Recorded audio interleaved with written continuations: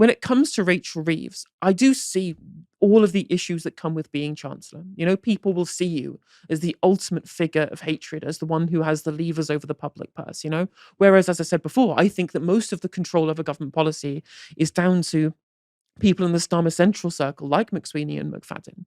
So, as someone who's read a bunch of Rachel Reeves's older work, I did famously, I quoted her own words at her when her public persona was a little bit more left wing than it was now, about the need for tax rises, the need for economic redistribution, not focusing specifically on growth, but on where that growth goes, how we shape the economy, right?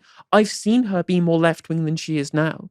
I think there's some potential to the idea that maybe she isn't one of these kind of like right wing Labour MPs, but is someone of closer to the kind of centre soft left of the party who would be happy to do more if she had those levers at her disposal. But there was a political choice that was made by McSweeney, by McFadden, one would assume, in terms of the tax rises that they thought were political no-go zones. Regardless whether there might be some utility to raising them in the abstract, they had shut themselves out of raising income tax, VAT, and raising things like council tax under the assumption that they couldn't win the election if they were having these things on the table. So Rachel Reeves is very constrained. Of course, her fiscal rules are her choice, but constrained in terms of what her allies have deemed politically necessary. The problem, of course, is where I lose sympathy is that those her allies of choice.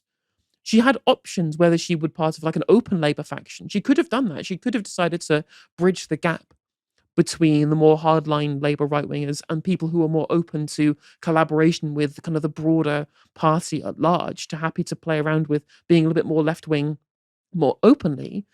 But she didn't make that choice. She put the interests of herself and her career and the political interests of the Labour right over the interests of the broader public at large, over the interests of the disabled people, again, which is rightly pointed out by Diane Abbott, are the real people at the centre of this, the real people who are going to have real material consequences, which people like Reeves and Starmer will not ever see any of those material consequences at all, because they're earning six-figure salaries, which is where all of my sympathy goes away.